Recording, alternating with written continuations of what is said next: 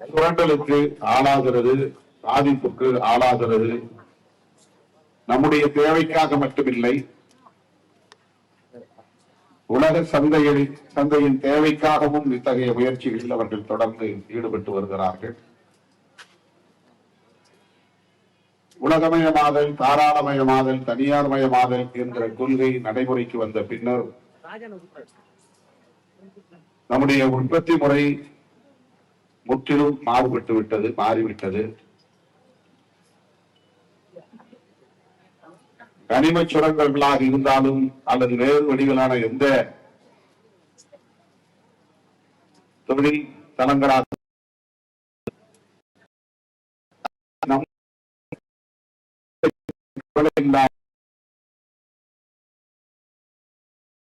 பற்றிய கவலை இல்லாமல்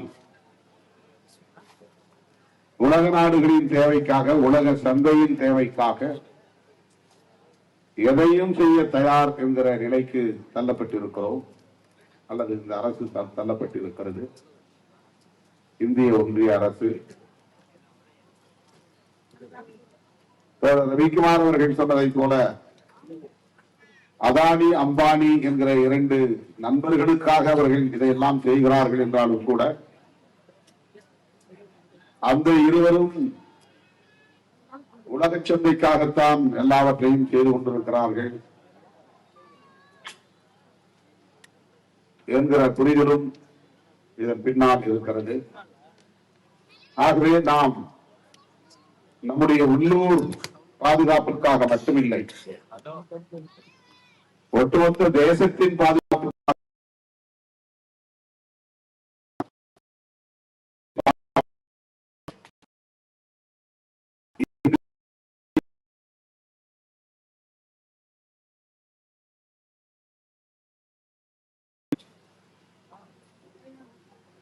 இயற்கை ஆற்றல்கள் பாதிக்கப்படாமல்,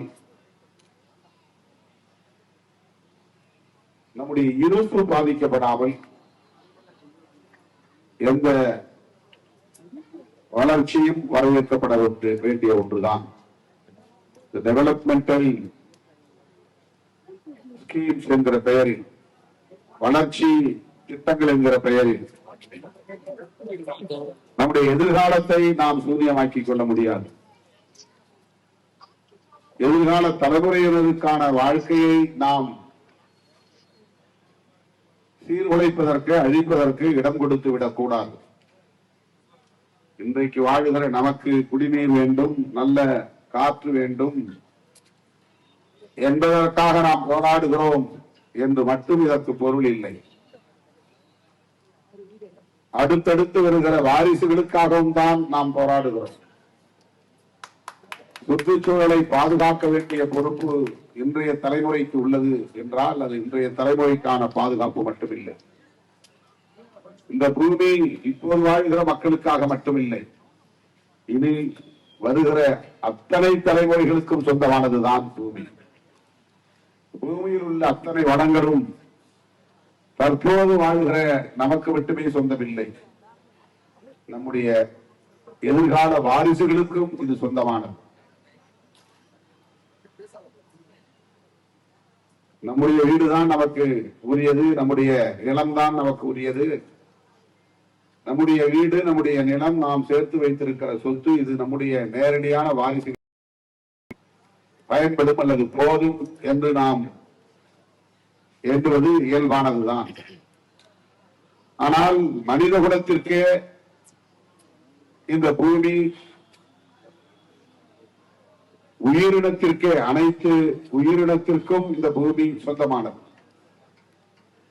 இந்த பூமியில் நாம் கணக்கில் கொள்ள முடியாத அளவுக்கான சாதாரண சக்தி தான். பிரபஞ்சத்தோடு ஒப்பிடுகிற போது பூமியே ஒரு தூசி தான். பூமியோடு ஒப்பிடுகிற போது நாம் எல்லாம் கணக்கிலே கொள்ள முடியாத சாதாரண, எந்த மதிப்பும் இல்லாத சக்தி தான். ஆனால்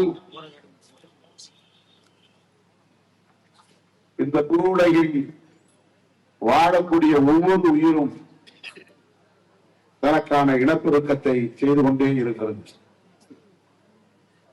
அடுத்தடுத்த வாரிசுகளை உருவாக்கி கொண்டே இருக்கிறது. பூச்சிகளாக இருந்தாலும், புழுக்களாக இருந்தாலும், கடல்வாழ் உயிரினங்களாக இருந்தாலும், ஒட்டுண்மைகளாக இருந்தாலும், எல்லா உயிரினங்களும் இனப்பெருக்கம் செய்கின்றன. மனிதனும் அப்படி இனப்பெருக்கம் செய்கிறான். அப்படி இனப்பெருக்கமாகிற ஒவ்வொரு உயிரினத்துக்கும் ஒரே வாழ்வாதாரம் பூ உலகுதான், இந்த பூமிதான். ஆக இதில் இருக்கிற அத்தனை வளங்களும் இந்த உயிரினங்களுக்கு சொந்தம் என்கிற போது இதனை பாதுகாத்து அடுத்தடுத்து வருகிற வாரிசுகளுக்கு ஒப்படைத்து விட்டு செல்ல வேண்டியது நம்முடைய பொறுப்பு. நம்முடைய காலத்திலேயே அழித்து விட்டு போய்விட முடியாது. இருக்கிற நிலத்திலேயே எல்லாம் நாம் சுரண்டி எடுக்கிறோம். இருக்கிற இயற்கை எரிவாயு எல்லாம் நாம் உறிஞ்சி எடுக்கிறோம். குடிநீரை எல்லாம் நாம் உறிஞ்சி கொண்டிருக்கிறோம் என்கிற போது அடுத்தடுத்து வரக்கூடிய தலைமுறையினருக்கு இந்த பூவுலகம் தொடர்ந்து வாழ்வாதாரமாக நீடிக்குமா என்பது ஒரு கேள்வி. அதை தாண்டி இந்த வளங்களை நச்சாக்குவது என்பது எவ்வளவு உரிய தீங்கு அல்லது துரோகம். நாம் குடிக்கிற நீரை நாமே வளர்ச்சி என்கிற பெயரால் நச்சாக்குகிறோம் என்று சொன்னால் அது அடுத்து வருகிற தலைமுறைக்கு நாம் செய்கிற துரோகம். நாம் சுவாசிக்கிற காற்றை நஞ்சாக்குகிறோம் என்றால் இந்த காற்று மனித குலத்துக்கு மட்டுமல்ல, எல்லா உயிரினத்துக்கும் தேவையானது. ஆகவே நம்முடைய தற்காலிக வளர்ச்சிக்காக, உடனடி தேவைக்காக நாம் மேற்கொள்கிற நடவடிக்கை நம் கண்முன்னால் ஒரு வளர்ச்சியாக தெரியும். ஆனால் அது அடுத்தடுத்து வருகிற தலைமுறைக்கு எவ்வளவு பெரிய தீங்காக அமையும் என்பதையும் நாம் கணக்கில் கொள்ள வேண்டியிருக்கிறது. இந்துஸ்தான் ஆயில் எக்ஸ்ப்ளோரேஷன் லிமிடெட் என்கிற ஒரு தனியார் நிறுவனம், வேதாந்தா நிறுவனத்தை போல அரசின் ONGC போல இது ஒரு தனியார் நிறுவனம். அவனுக்கு இது ஒரு தொழில். இந்த தொழிலில் அவன் ஈடுபடுகிற போது கோடிக்கணக்கிலே அவனுக்கு ஆண்டுதோறும் லாபம் கிடைக்கும். தனிப்பட்ட முறையில் அவனுக்கு லாபம் கிடைக்கிறது, பொதுமக்களுக்கு அது எரிசக்தியாக பயன்படுகிறது என்பது ஒரு தற்காலிகமான விளைச்சல். ஆனால் அதன் மூலம் ஏற்படுகிற சேதங்கள், பாதிப்புகள், சீரழிவுகள் இந்த பூ உலகுக்கே மிக பெரும் பாதிப்பை உருவாக்குகிற பேரு இடராக மாறும் என்கிற போது நாம் முன்னெச்சரிக்கையாக இதை தடுக்க கடமைப்பட்டவர்களாக இருக்கிறோம். அந்த பொறுப்புணர்வோடு தான், அந்த புரிதலோடு தான் இத்தகைய திட்டங்களை நாம் எதிர்க்கிறோமே தவிர நாம் வளர்ச்சிக்கு எதிரானவர்கள் இல்லை.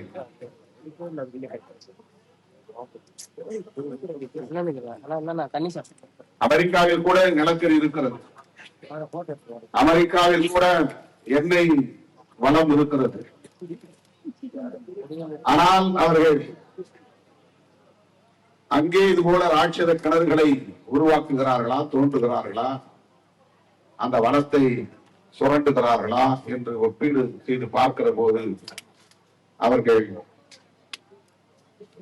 அதை சேமிப்பதாகவே சொல்லப்படுகிறது. வல்லுநர்கள் அப்படி எழுதுகிறார்கள்.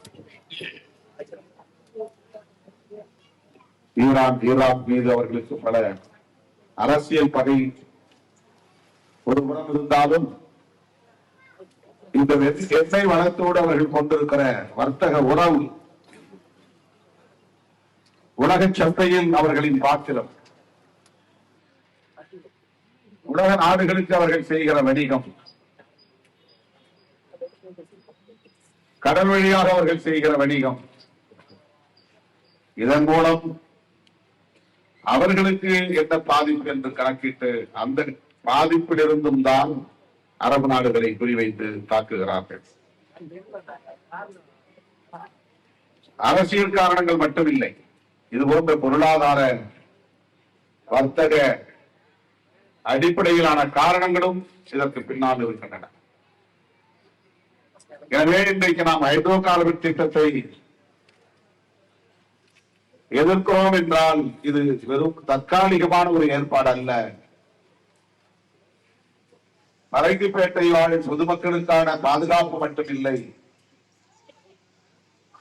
அல்லது தமிழ்நாட்டு நலன்கள் மட்டுமே முன்னிறுத்தப்படுவதாக பொருள் இல்லை. ஒட்டுமொத்தத்தில் சுற்றுச்சூழல் பாதுகாப்பு என்கிற கோணத்தில் இருந்து இந்த பூவுலகை பாதுகாக்க வேண்டிய பொறுப்பு நமக்கு இருக்கிறது. அந்த பொறுப்புணர்வோடு தான் நாம் இந்த களத்தில் நிற்கிறோம். எனவே நீங்கள் முன்னெடுக்கிற அனைத்து முயற்சிகளுக்கும் விடுதலை சிறுத்தைகள் கட்சி உற்ற துணையாக இருப்போம் என்பதை சொல்லி, இந்திய அரசு இதற்கான அனுமதி வழங்குவதை கைவிட வேண்டும். இந்திய அரசுக்கு மாநில அரசு அழுத்தம் கொடுக்க வேண்டும். மக்களின் வாழ்வாதாரத்தையும் இயற்கை வளங்களையும் பாதுகாத்திட மாநில அரசும் இந்திய ஒன்றிய அரசும் முன்வர வேண்டும் என்று வலியுறுத்தவும் உங்களோடு நாங்கள் கைகோர்த்து நிற்கிறோம் என்பதை மீண்டும் ஒரு முறை சொல்லி எப்போதும் உடன் நிற்போம் என கூறி முடிக்கிறேன். நன்றி, வணக்கம்.